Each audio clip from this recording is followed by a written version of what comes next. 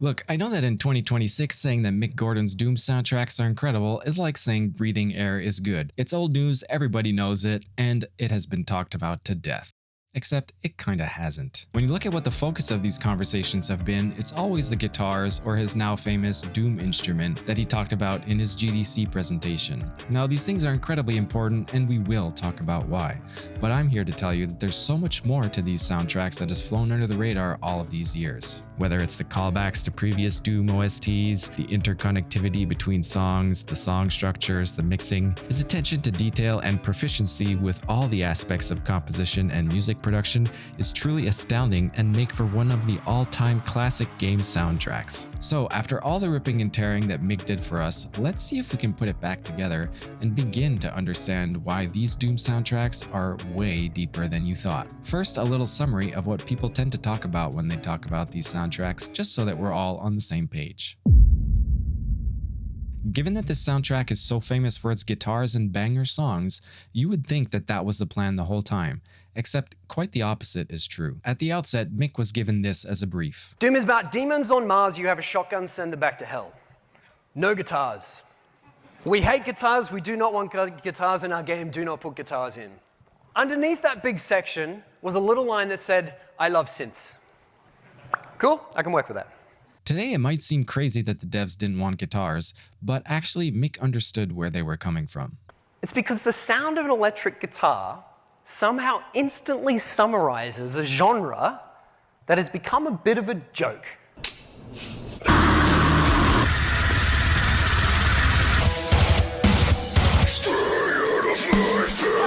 So I guess we can't really blame them. But as if being asked to make a Doom soundtrack without guitars wasn't hard enough already, the brief also had these criteria. We want you to make music that no one has ever heard before. It needs to fit the game perfectly and be instantly loved by millions of fans. A tall order for sure, but it's no spoiler to say that he nailed every point. Well, almost. So let's see how he got there. With brief in hand, Mick got started on probably the easiest part of the brief, doing something with synths, and he came up with some early experiments.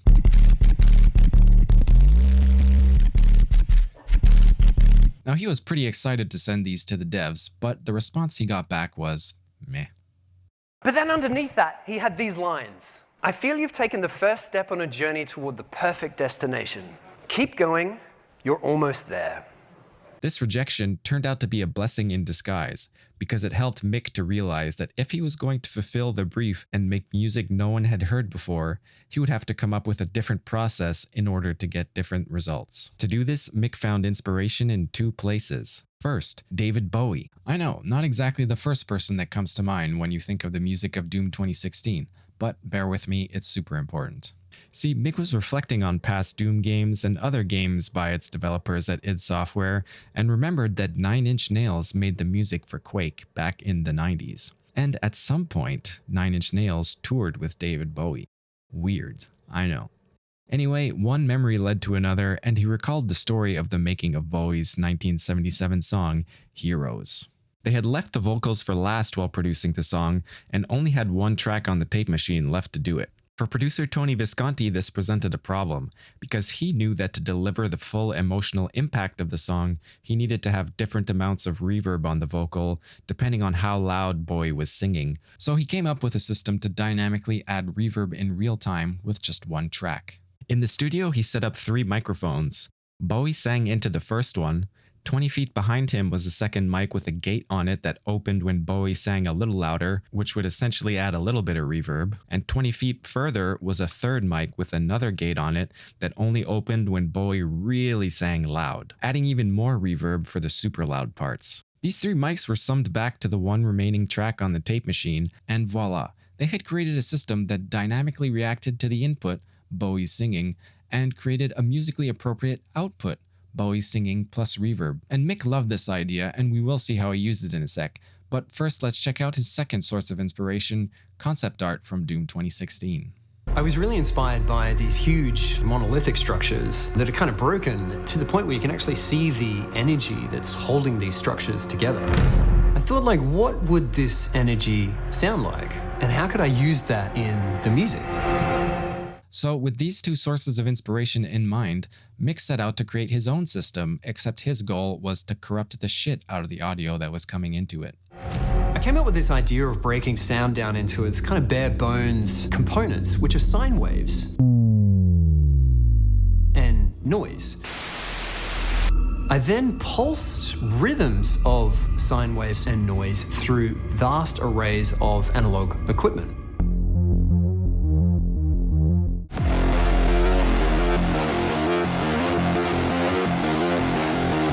So the idea here wasn't to use the analog equipment as an effects processor, even though that's kind of what it's made for.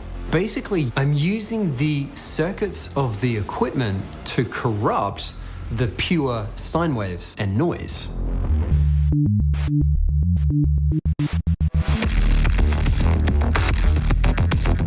Here's how Mick designed that system. From the computer, Mick sets up a MIDI pattern using only sine tones. Being the purest waveform possible, the corruption of the system he would design would be perfectly imparted onto that waveform. The only things he changes at this stage are pitch, rhythm, and amplitude. Nothing else. Each chain has a different combination of effects pedals, distortions, reverbs, delays, etc. The combinations are not important because they would change, but each chain would have a different purpose. For example, the first chain could distort the crap out of the loud parts of the notes, and then the second chain could be designed to affect the really quiet bits of audio between the notes themselves. Here's the first MIDI pattern he sent through that system. It's pretty low, so you might need some headphones. It's not meant to be buzzing, that's that buzzing over there. And as Mick admits in that video, there's really nothing special about the notes or these sounds in particular, but here's what he wants you to listen to as he plays the example one more time, and he'll also explain a bit more about how the system works. At the end of those 4 F notes, you'll hear another note creep in underneath. That's not being generated from me, that's not being generated from the computer, that's coming from some ground hum within the array. Additional to that, there's all sorts of interesting distortion layers that are coming in and out based on that splitter on the left-hand side there that was sending a signal to those compressors along the bottom. Sometimes, if I wanted to, that was essentially side-chaining the signal from those other chains. Based on whatever the input was doing, it could dynamically change the mix of whatever each chain I had. The last thing I want you to hear out for is all sorts of interesting stuff that's going on with the sonics and things. You'll hear all sorts of harmonics.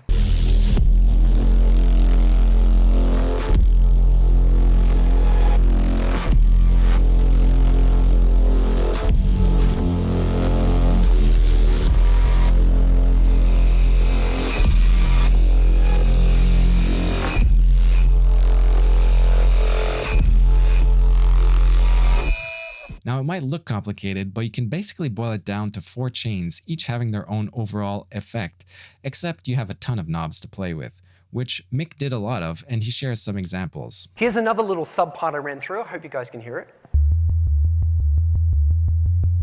Here it is run through that array. All I'm doing is changing the amplitude and then tweaking some of the knobs as I go.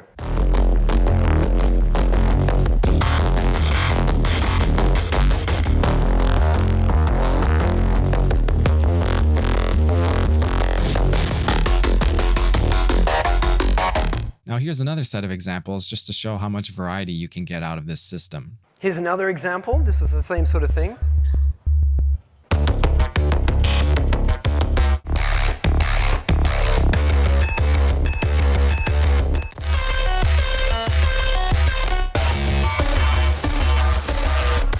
For longer examples of all of these, you can find the link to this video in the description. Anyway, what's clear to me is you can get a lot of mileage out of this system. And even though these are just early experiments, they're already pretty close to the Doom sound that we've come to know and love. Even so, there's still a huge part of the Doom sound that's missing. You know what it is, I know what it is. So how on earth, or hell, did Mick get those dang guitars into the soundtracks when he was explicitly told not to use guitars?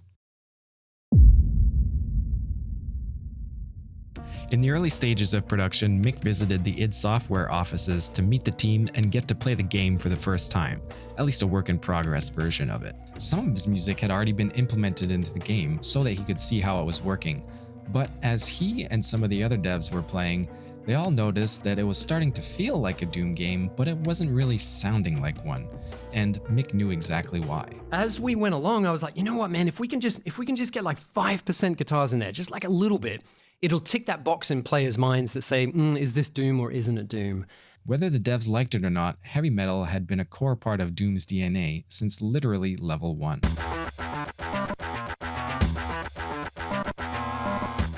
Clearly inspired by Master of Puppets, right? Now, as awesome as Metallica-style thrash metal is, it does sound dated, and not just because of the MIDI instruments, so I do agree with the devs that this would have been the wrong move. Except metal has changed a lot since then.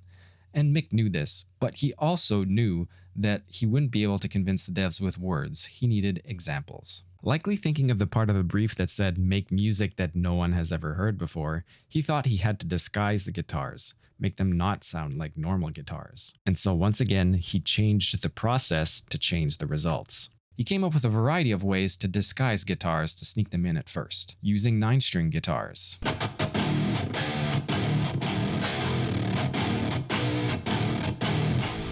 Getting really crazy distorted guitar sounds by playing them to a tape machine twice as fast and an octave higher than intended.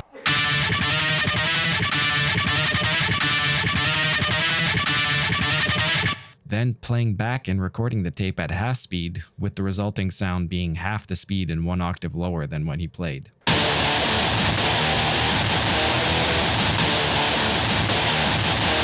Modifying the basic guitar tone by interpolating it with the chainsaw sample from the first Doom game.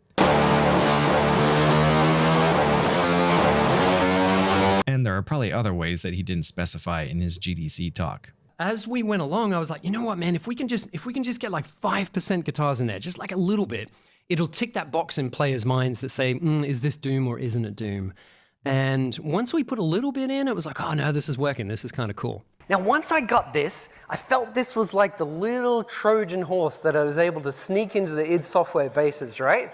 And once I was in there, I was able to put as much guitar in as I wanted. So with disguised guitars in hand and corrupted sine tones, he was well on his way to finding the Doom sound and creating music that no one has heard before. But the thing about that is, as a composer, how the hell are you supposed to guarantee that you're gonna make music that no one has heard before and that millions of fans will love it at the same time?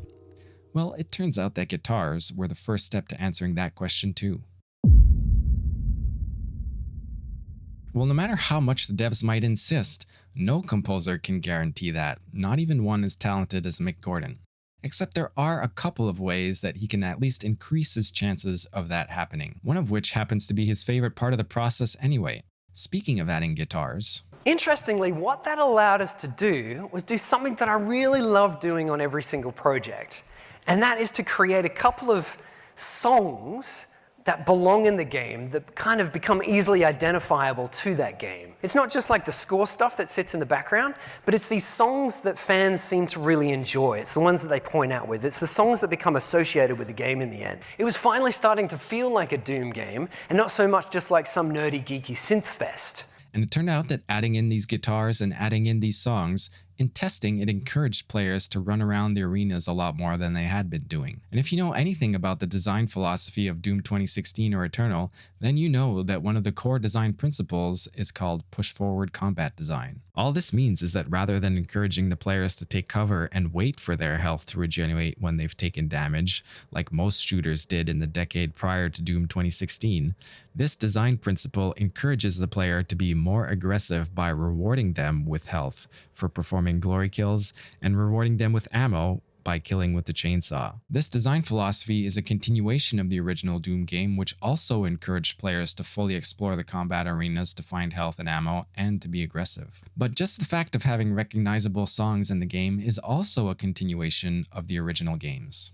Back then, the technology available to video game composers was so limited that there was no way that they could make music that sounded like the commercial releases of the time. So they had to focus on the fundamentals and write music that was emotionally evocative and stuck with the players long after they put the controllers down, despite being made with basic 8-bit MIDI sounds. Of course, Doom 1993 had its own fair share of songs that have stuck with fans ever since, and this was the second way that he could increase his chances of making music that millions of fans would instantly love. When asked about honoring the legacy of Doom, Mick said this. With a name like Doom, it carries so much weight. And if all you're doing is staring at that elephant in the room, you're not going to see everything else. And as difficult as it is, and as sacrilege as it might feel, you have to put that aside to be able to do the job and then bring it back afterwards. Doing Doom in 2016 is very different to doing Doom in 1993. Tastes are different, technology is different, the game experience is different. So you have to reinterpret with modernize, right? Once you're in that headspace, then you can dip back into that franchise and bring certain things back. The beauty about Doom, and what's really important to mention here in this moment, I think, is that Doom only survives because of the fan base. It's the fans that have kept that alive.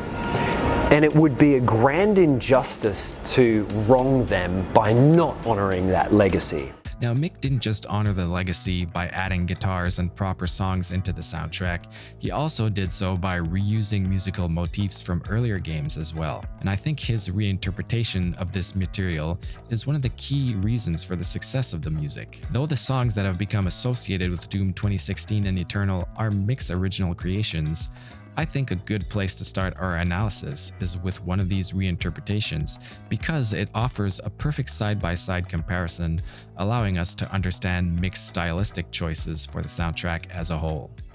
A lot of the original Doom soundtrack, shout out to Bobby Prince by the way, was inspired by the thrash metal of the 80s, and metal has changed a lot since then. And not just in terms of production quality, but in a compositional sense too. At Doom's Gate provides a great comparison between old and new because Mick shows off all of these differences within one song. And funnily enough, starting with shitty MIDI sounds to write a song is actually how Mick prefers to work anyway. I try to always start with a groove. I'm not even really thinking about melodies at that point. It needs to have a feel, it needs to have a groove. Once I've got that down, I'll sit down with the worst sounds I can find. Crappy kick drum, a crappy snare drum, a crappy sawtooth pad or something like that. And try to get that groove and the melody, whatever the melody is going to be, down at that point. If you can hit a melody that you can sing back at that stage or a groove that you can tap your foot to at that stage, so much work as the kind of music writer is already done at that point. Everything from there is just going to improve that idea. So for reference, here's what At Doom's Gate would sound like with shitty MIDI sounds.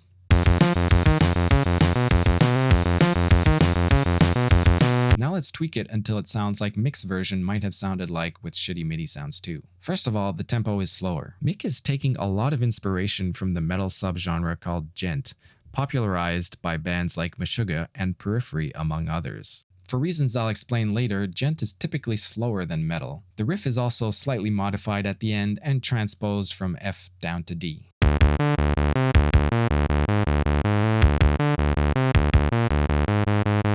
As if to ease the listener into the modern sound world of Doom 2016, in the first half of the song, Mick keeps quite close to the original, with these minor changes being the only real differences, but in the second half he really makes it his own. The most obvious change is that the riff is again transposed down an octave, so for you guitarists out there, this makes it a full octave lower than drop D tuning. Now, rock and metal bands have been experimenting with slightly lower tunings forever, but things got a lot lower in the late 90s and 2000s with a band like Meshuggah popularizing 7 and 8 string guitars, and Doom 2016 even goes down to 9 string guitars. In his behind the music video, Mick demonstrates the difference. When you play the riff back lower, it feels more aggressive already, but I kind of felt that it needed to be lower still. I got a hold of a 9-string guitar.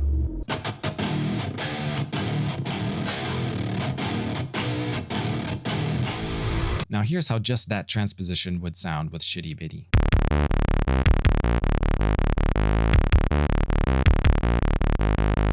He also changes the time feel. In the 1993 track, the riff is mostly a string of eighth notes with the snare on beats 2 and 4, quite typical for thrash. And the guitars in the first half of At Doom's Gate do the same thing, and though there isn't a drum groove yet, for those who know the 1993 version, the snare on 2 and 4 is implied. Finally, the groove kicks in, but the snares are on beat 3 rather than 2 and 4, implying a halftime feel.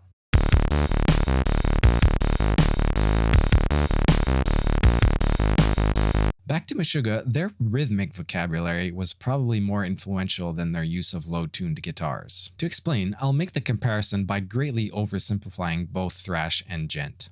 A typical thrash riff might be at a fast tempo and made up of constant eighth notes played on the lower strings palm muted, with accents and syncopation coming from higher notes played not palm muted, exactly like is implied in E1M1. Whereas in djent, a typical riff would be at a slower tempo to allow smaller subdivisions of the beat such as 16th notes. However, djent riffs don't tend to play all the subdivisions of the beat, i.e. playing every 16th note, making for much more intense syncopation and rhythmic angularity.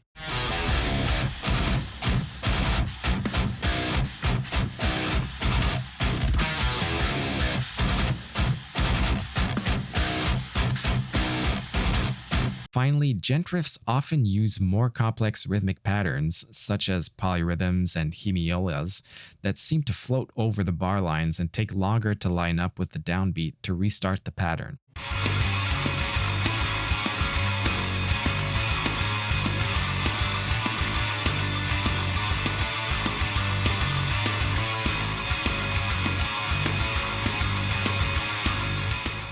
In short, djent is a much more rhythmically precise and irregular genre, and with At Doom's Gate, Mick eases us into the modern times with the first half of the song being in the traditional rhythmic vocabulary of thrash metal, and the second half dipping his toes into the rhythmic vocabulary of djent.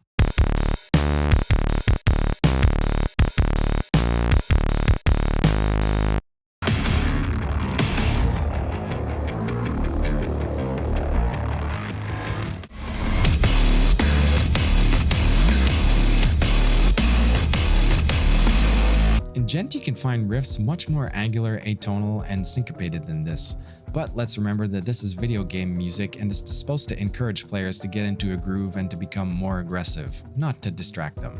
Of course, Mick used a lot more than just At Doom's Gate in his soundtracks, and thanks to a few great YouTube videos, we can hear a lot of these side by side, so here are just a few examples. Notice the synth line between these two examples. This particular motif was used a lot across both soundtracks.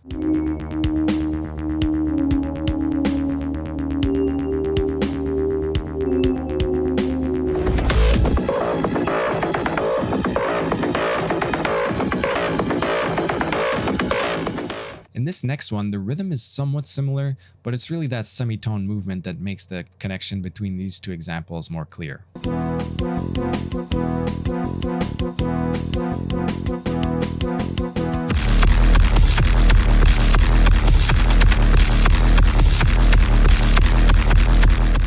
This variation is less obvious, but Mick would use techniques like this all over the soundtrack to create variations on his own ideas, which we'll see later.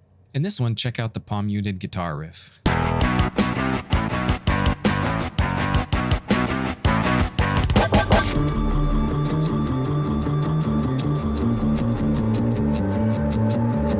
While the riff is essentially the same, it's the context that's quite different, making it for a really interesting reimagination. The next one is a more subtle variation, but it's a great example of modernizing as well as completely recontextualizing the old material.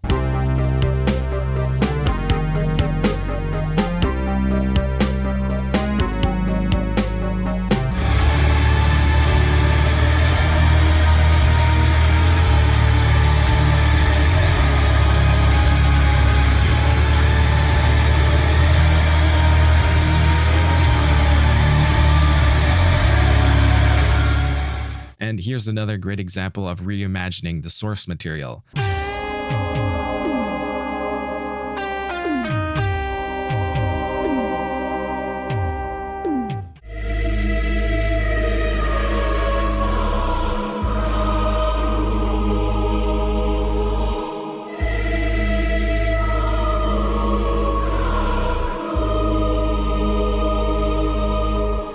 As you've heard, although the retro soundtracks might sound simplistic and dated, they were clearly the perfect starting off point for Mick.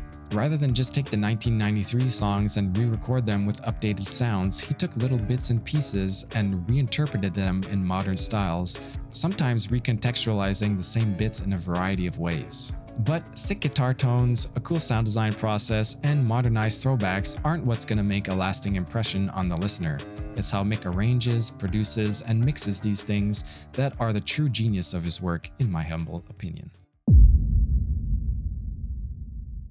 Let's start off by checking out Mick's approach to song structure and see how already at this foundational level he's finding ways of making the music exciting. In an interview, Mick was asked if his process was to compose loopable sections and then separate them into layers so that they could be added and removed based on what the player was doing. For example, when the player is walking around, there are just a couple layers, but as the player fights more and more enemies, more layers are added gradually. Mick responded that he didn't like that approach because the player couldn't really feel anything happening. He said sure, starting with a kick drum and adding bass and guitars and some other things made a bit of change, but it didn't really feel like the music was going anywhere. The other problem, he said, was that as more and more things start to happen in the game, that means that there are more sounds that are going to be important for the player to hear.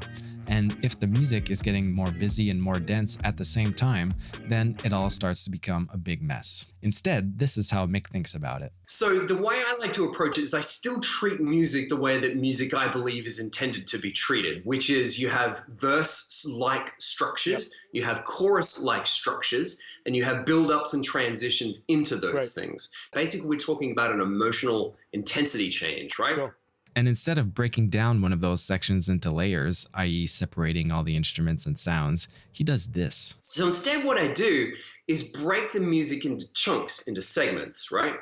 And I can create, say, 50 variations on a verse. And then what we do is throw them into a container, and those verse variations just randomize.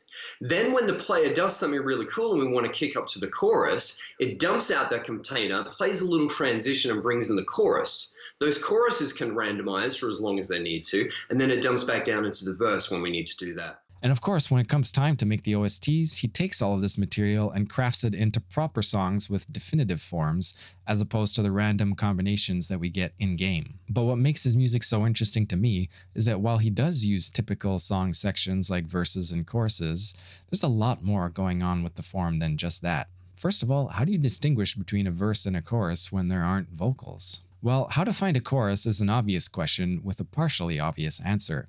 Choruses are usually the parts of the song that repeat the most and are also the loudest. But we can define it more specifically in this context. In addition to repeating the most and being the loudest section, a chorus is guitars and bass playing the same catchy riff in unison, though it could be synths instead, drums playing a groove that follow or complement the accents of the riff, and an optional synth lead playing on top. This is easy enough to pick out, but could sometimes be mistaken for a verse. So I'll add a critical component to this, and to do so I'll borrow a term from a little known but quite useful theoretical model called oral sonology. Now it might sound a bit too academic, but it's actually quite simple.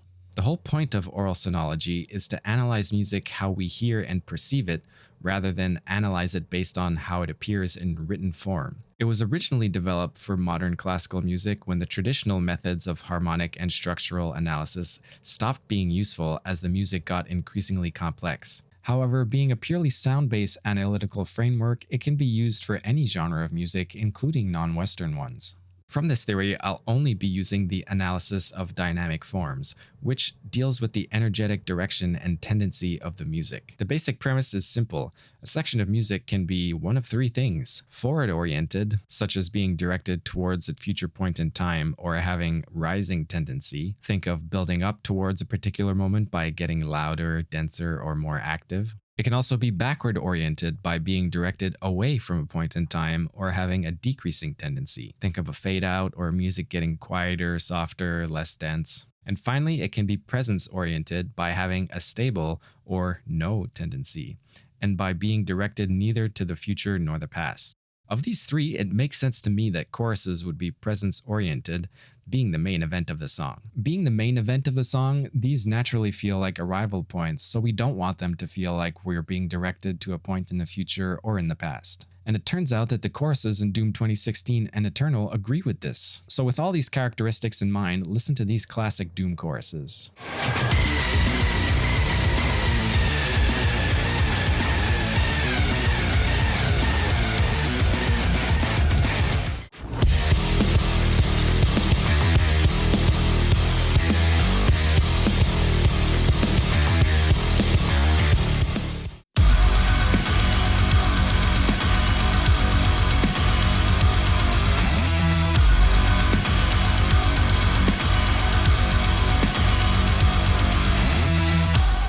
though choruses are pretty easy to pick out with these criteria, they're also a you know it when you hear it kind of thing. Verses didn't turn out to be so easy to define, but I eventually realized that doing so wasn't so important to understanding this music. Let me tell you why. Sometimes a verse can be as simple as a variation on the chorus riff, such as with BFG division.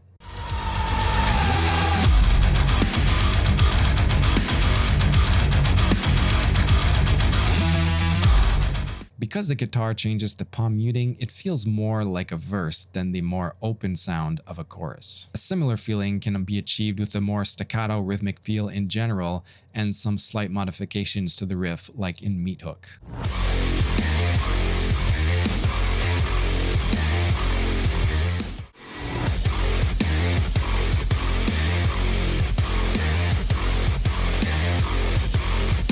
I also thought that verses could be defined by being slightly less stable rhythmically and harmonically than in choruses. For example, the shifting accents and the chromaticism of this part in Meat Hook.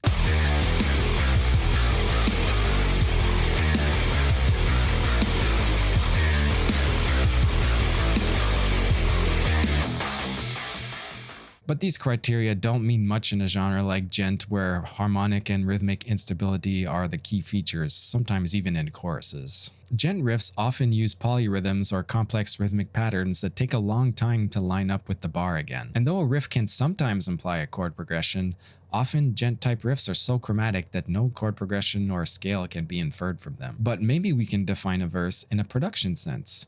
If a chorus is in unison, then what is the opposite of that in a production context? Well, it could be not in unison by being asymmetrical, like by having something different on the left and right side. For example, this part in Rip and Tear has different guitars on each side.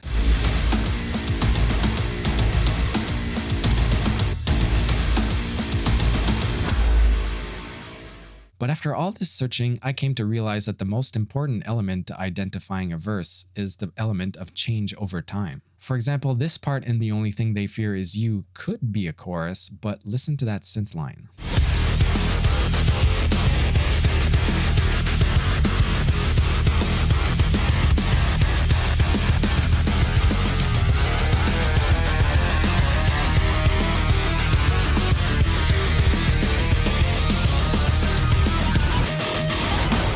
Because that synth line comes in quietly, gets louder, gets brighter, and eventually an upper octave is introduced, we get the feeling that the music is going somewhere, and therefore this takes it out of the presence-oriented category and makes it forward-oriented. But if a verse is forward-oriented, then what's the difference between a verse and a build-up? Because those are forward-oriented by definition, right? Well, this is where we run into problems. Based on Mick's earlier comments about song form, I assumed there would always be a marked distinction between a verse and a build-up, because in most pop and rock adjacent music that I've heard, there usually is a big difference. But what I realized in Mick's Doom soundtracks is that with the exception of choruses, the music is pretty much always building and going somewhere. So while Mick may be thinking in terms of verses and choruses and build-ups, what keeps coming to mind for me are these three things from oral sonology. Now, I'm obviously not saying that Mick is wrong in terms of how he thinks about his music. Everyone has their own interpretation and way of thinking about it, and this is just mine. In any case, let's check out some examples of this stuff to show you what I mean. Now, we've already established that choruses are presence-oriented, and as great as these are, one of the key reasons that I think these sections hit so hard is because of the forward-oriented nature of the sections of music before these choruses. And the more I thought about it, the more I realized this music has a lot in common with movie trailer music. Allow me to explain. I think we all know what movie trailer music tends to sound like these days, but to simplify it to the point of caricature, they're characterized by slowly rising tension, often by a series of risers into impacts that line up with the edits. Then something hooky starts, but it's just a tease that builds into the final big drop when the main riff or melody starts and wraps up the trailer. In fact, there are some great parody videos about this format, like this one.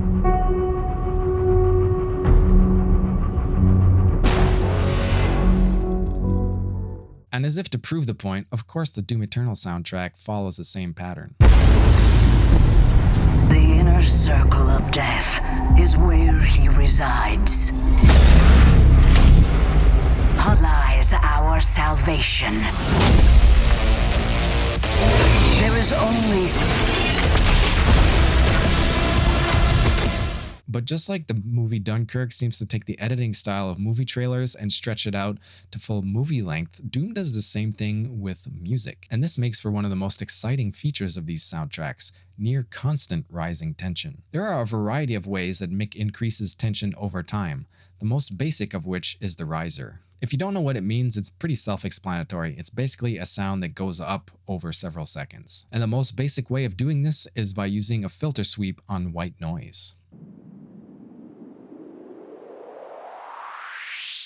But what Mick likes to do instead is use more thematically appropriate sounds, such as demon screaming, death screams, more industrial type sounds, and any kind of horrific sound that fits in that kind of hell world that Doom is. And the best part about using risers to increase tension is that you can pretty much just slap it on top of anything and call it job done.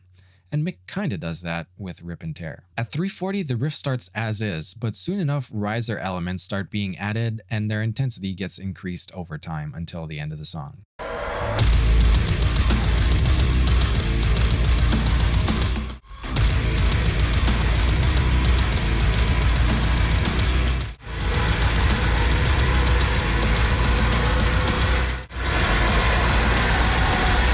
In that example, the tension was increasing over the course of one section, but it can also increase over basically the entire song, like in Erdak. After 20 seconds of a drone, a synth pad enters and repeats a chord progression for 4 minutes as the filter is opened on the synth and higher synth layers are introduced.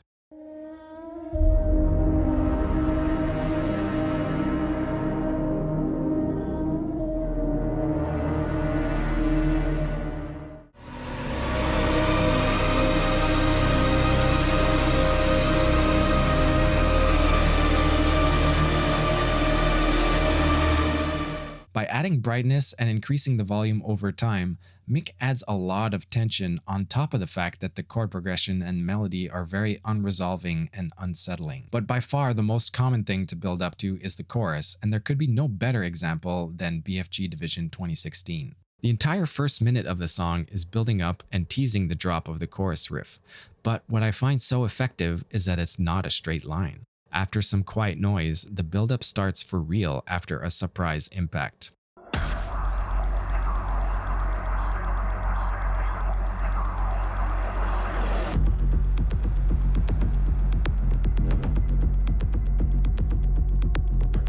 And builds up over the next 30 seconds to some false arrivals.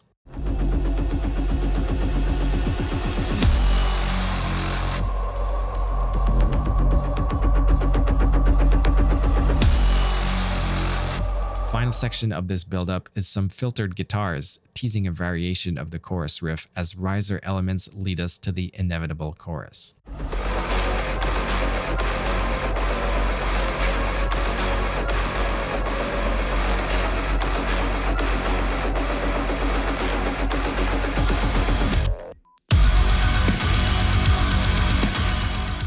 A few sections later, at 3:56, is an even longer build-up. And I love this one because it uses a lot from the first section, but it uses even more variations on the main riff to tease us, leading to the inevitable third chorus. Nope, it's a surprise section.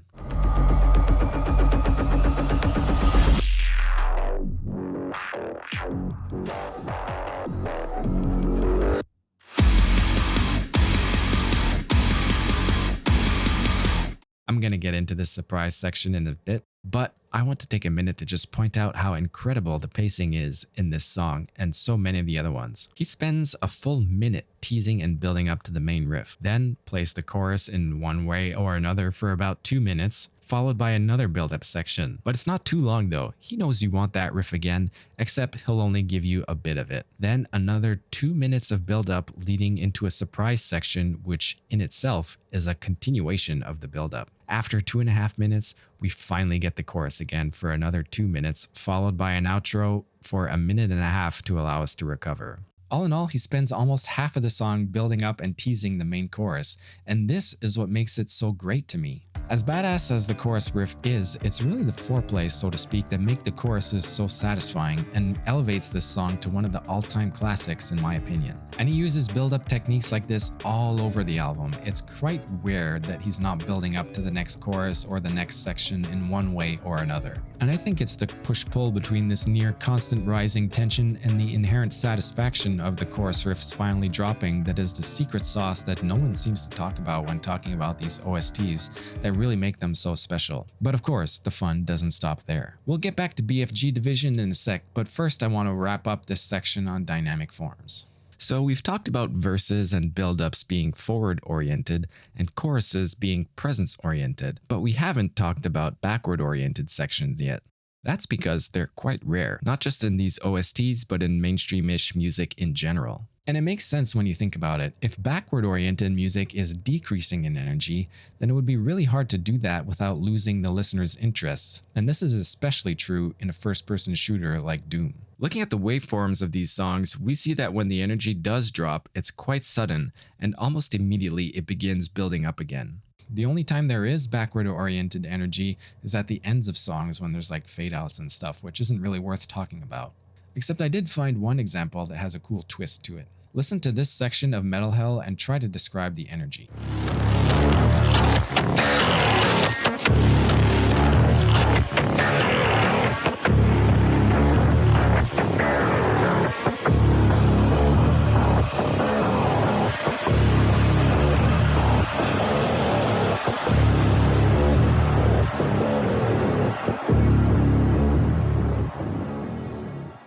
If you answered one of these, you're partially right. At first, the guitars are fading out with the filter closing, giving it a backward-oriented energy, but as this is going on, riser elements are coming in. So the overall effect is this, where we have both forward and backward-oriented energy at once.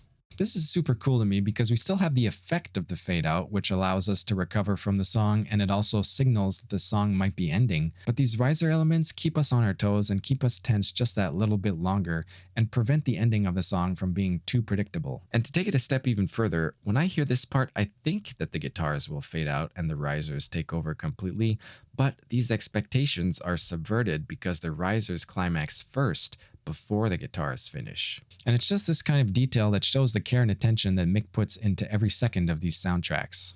This ending could have been just a fade out, which would have been quite skippable for me, but instead we have a reason to listen all the way to the end. Wrapping up this section on the fundamentals of song form, whether you hear these as verses, choruses, build-ups or not comes down to your own perception. But as Mick said earlier, it all comes down to emotional intensity changes, and I think we all hear that. At any point in the song, there's never really confusion as to what's going on, despite there being a lot going on. This might sound like I'm calling his music predictable, which I am in a way, in the sense that he communicates the function of any section of the song extremely well, but what I'm trying to say is he seems to walk the tightrope very well of making the music seem surprising yet inevitable at the same time. And this leads us to one of his trademarks in my opinion, which how he plays with our expectations in a number of ways. Now let's get back to that surprise section I was talking about earlier in BFG Division. Looking at this graph of dynamic form, there's an implication that in song lingo, everything builds to the chorus, which isn't true. But in mainstream music, we definitely have that expectation ingrained with us, and Mick likes to play with that. In any given song, not just Mick's, when we've already heard the chorus twice, we expect that there might be a bridge or a breakdown section leading to the final chorus. But sometimes Mick will throw in a surprise before the final chorus, like he did in BFG Division.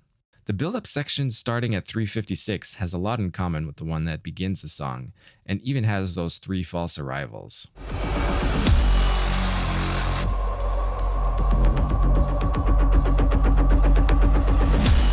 Reprising the intro before the final chorus of the song is a pretty common way of ending songs, so once we hear this intro come back, we're getting set up for the end. Except the build-up continues with a variation on a riff that we've heard before in a previous build-up section.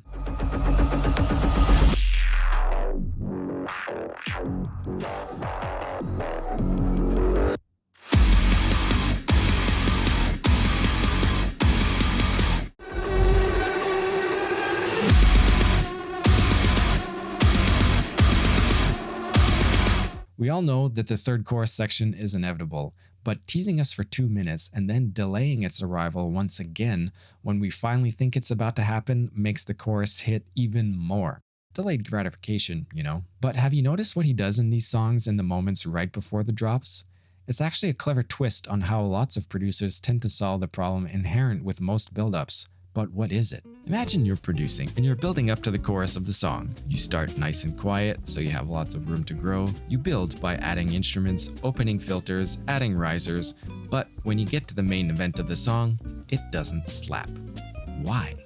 Well, I don't know, because you forgot to press share sound in our Zoom meeting, but more often than not, it's because the end of your build-up is the same intensity as what you're building up to, or even worse, it's more intense. Even though you know your chorus slaps, it doesn't anymore because the relative intensity of these two sections is out of whack. The simplest solution to this problem is to insert a bit of silence right between the end of the build and the start of the chorus. This short moment of contrast allows the ears to recalibrate and helps the chorus slap just like you know it should. Like this example in BFG Division.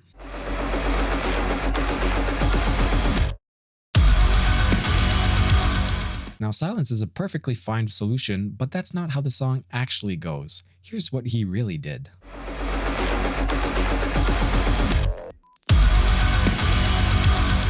What's great is that we still have the effect of the contrast between silence and a slamming riff, but we still have something to listen to in that moment of silence. And come to think of it, these tiny sounds might actually be making the riff hit harder, because you think it's silence, but then you're like, wait, what? And then you're hit in the face with a big riff. But of course, it doesn't have to be as quiet as that. This part in Skull Hacker has the same effect while being more prominent.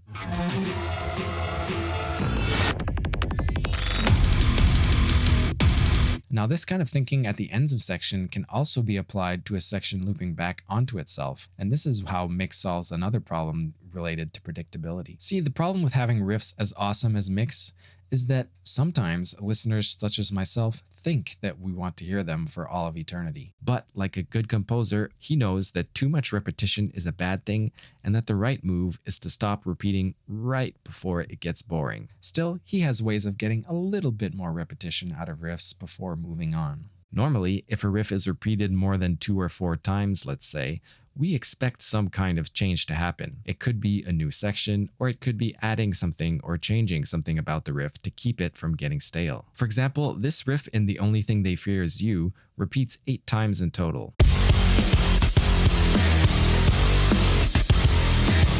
The 5th time, a synth is introduced, but like Mick said earlier, adding layers is not always a meaningful change. Similar to how producers use a bit of silence between a build-up and a chorus to help recalibrate our ears, Mick uses what I call end-of-cycle transitions to do the same thing with sections looping back to themselves. What I mean by that is that after a certain number of repeats, when a section could end, he does something a little different to end the riff as another way of adding contrast. This small change helps us to recalibrate our ears and refreshes the riff so that we can listen to it a few more times before getting bored of it. Now here's what happens right before that synth line is introduced.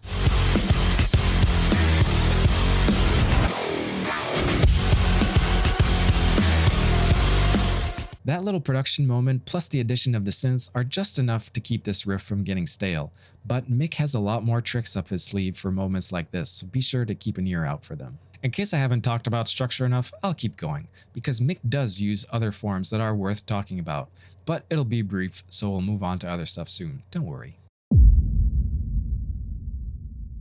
Although we've talked about BFG division in the context of verse-chorus songs, I actually think it has more to do with electronic music that revolves around the drop. There isn't too much of a difference between a chorus and a drop, they're still the main hook of the song, but in EDM and IDM adjacent music, the songs are built around those beat drop moments, with the rest of the time being dedicated to building back into those moments. Often in those sections, Mick will break down the material from the drop or main riff and play with it in a number of ways. We've already talked about BFG division, but you can check these out. And this kind of playing around with the material also makes me think of theme and variation song form, which there are several examples that fall into this category. A song like Calabas the Sightless Judge is a great example because the variations are not only on the composed material itself, but also by using a variety of different guitar tones.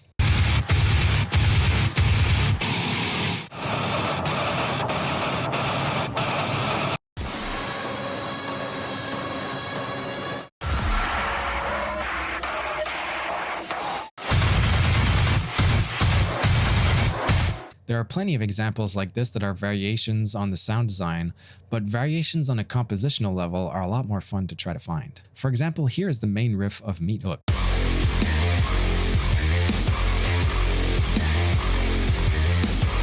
Now listen to this part at 332.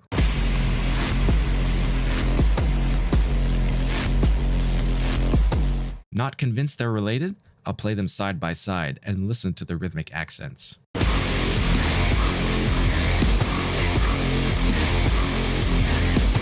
And it turns out the intro is also related to the main riff, but in a much more subtle way.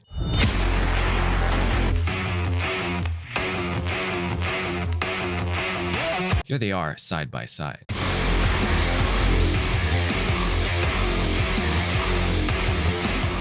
Skilled composers use variations like these to take the listeners to different emotional places while retaining a sense of coherency. Going from one section to the next might feel like a drastic change, but it still feels logical because at least subconsciously, it feels like the two sections are related. And the final form I'll talk about doesn't have a ton of examples, but it's one of my favorites, so I have to talk about it. I'm not sure if there's a name for this, but what I've been calling it is texture buildups. All I mean by this is that the bulk of the song is just a bunch of looping parts that get added on top of each other until at the end you have a complex texture. What I love about this form is that by adding things one at a time, you can actually have a more complex texture than if they all started at once. In Dr. Samuel Hayden, here is when they are all playing.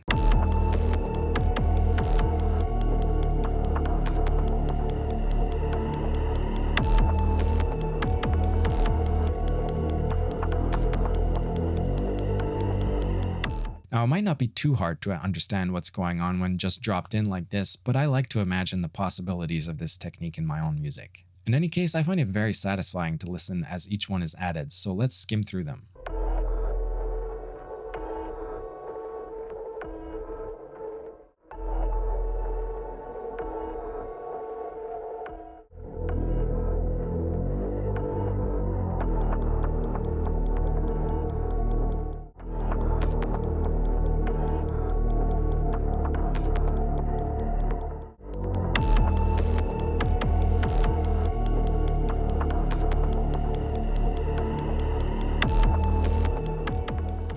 Now, you might be thinking that this goes against Mick's earlier comments about how adding layers doesn't really produce any emotional change in the player, but this particular song only appears in cutscenes, so the thought process is a bit different. Plus, I think there is a distinction to be made between adding layers that are basically doing the same thing and adding layers that are completely different, like in this song. So as you see, there's a lot more going on than verses, choruses, and build-ups, and I'm sure Mick knows that. I'm just going off of that one comment from that interview clip. But I think it's fair to say that he also adopted a different process, different result kind of mindset with song form, using verse, chorus, theme and variation, build-up, drop, and texture build-ups, among others. Regardless of the form used, the function of any section is always very clearly communicated as being presence-oriented, forward-oriented, or backward-oriented, making for quite the roller coaster ride of emotional intensity changes. And he expertly walks the tightrope of making music seem surprising yet inevitable, from inserting surprise sections before the inevitable drop, or giving us an endless variety of reinterpretations of the material to make sure that no second of music is wasted. It's quite the masterclass in composition and arrangement, and we haven't even talked about mixing yet. So let's talk about that briefly, since there is quite a lot of overlap with things we've already talked about.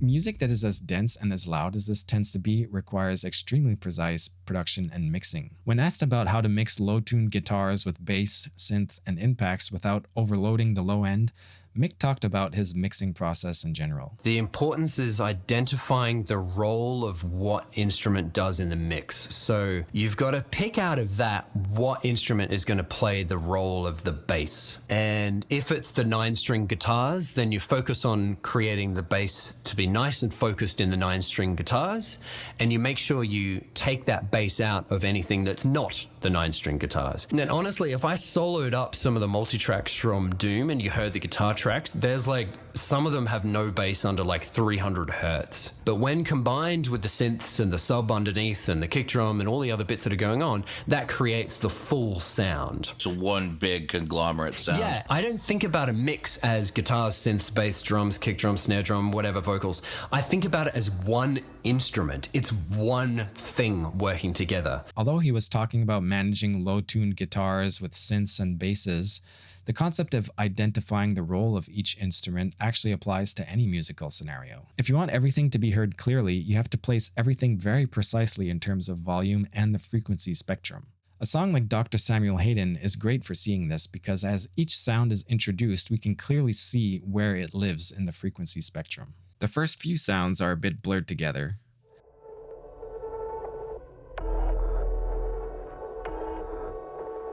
Then the bass synth fills in the hole in the low mids.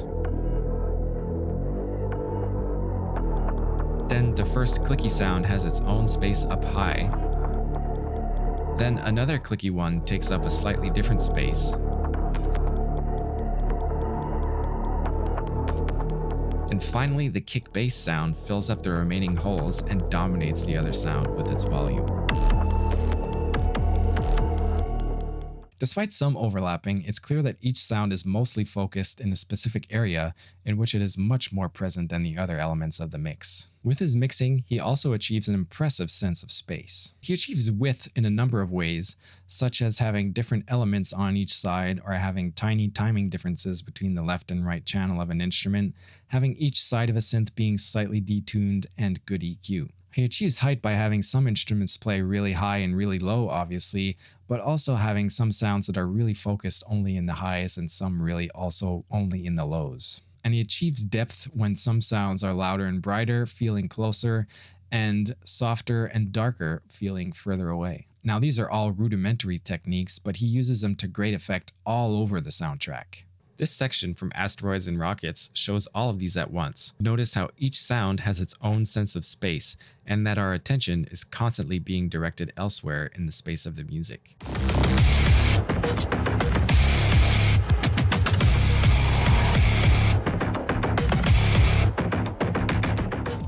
And as counterintuitive as it may seem, the same thinking can be applied to mixing choruses as well.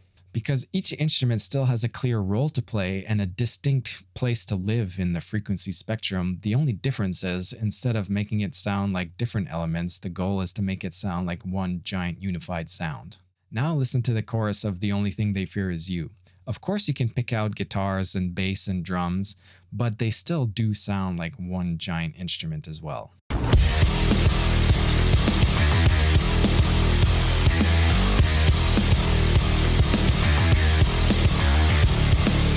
Now, there's a lot more that can be said about his mixing, but that's something that I'm still working on myself, and this video is getting quite long, so let's move on.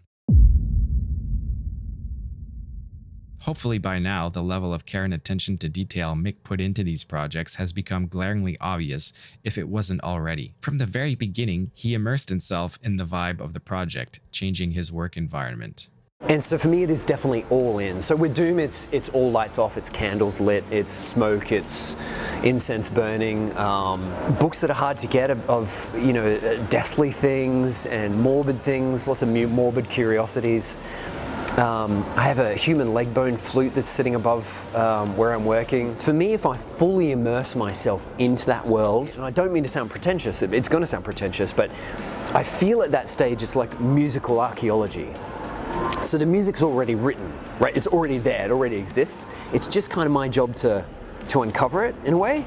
It's hard to explain, but that's kind of how it feels. Then, upon getting his first bit of feedback, which wasn't necessarily positive, as you'll recall, he took it upon himself to adopt the mindset of change the process, change the result, and it's clear to me that he kept that mindset throughout the project. Starting with his sound design process, then onto how he snuck guitar into the soundtrack, and then creating numerous variations of each section to account for different emotional intensity changes. From there, he took all those bits and crafted them into proper songs, using a variety of song forms and almost always with hooky riffs and a sense of rising tension, making every second worth listening to.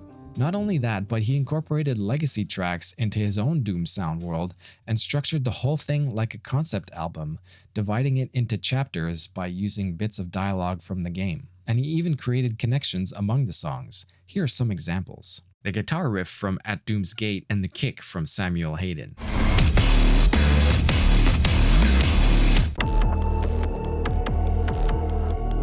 Or how about Slayer City and Meat Hook?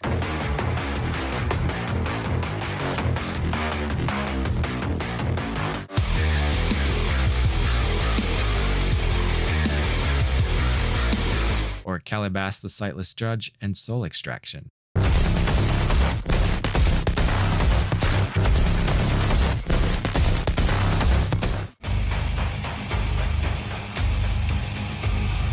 Granted, these examples are taken from the same level, but some are from different levels too. For example, Mastermind uses a variation on the main riff from BFG Division.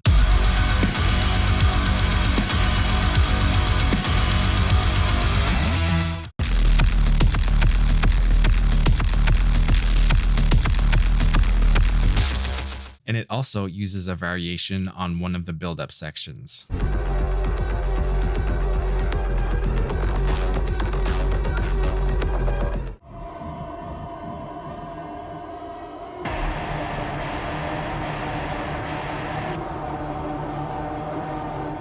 Of course, there are many more examples, but the passion didn't stop once the OST was finished. He was nominated for Best Soundtrack for Doom 2016 at the Game Awards and was invited to perform at the ceremony.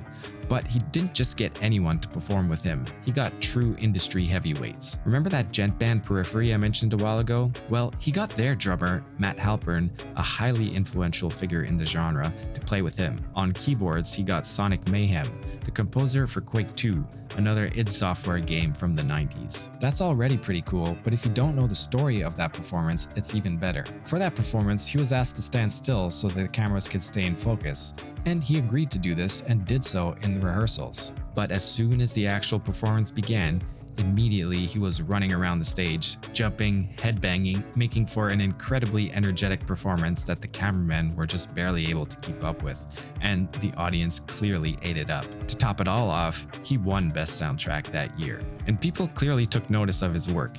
He went on to collaborate with huge metal bands such as Bring Me the Horizon and Monuments, another of the pioneering djent bands. And about the brief that he was given at the start of the project, make music no one has heard before.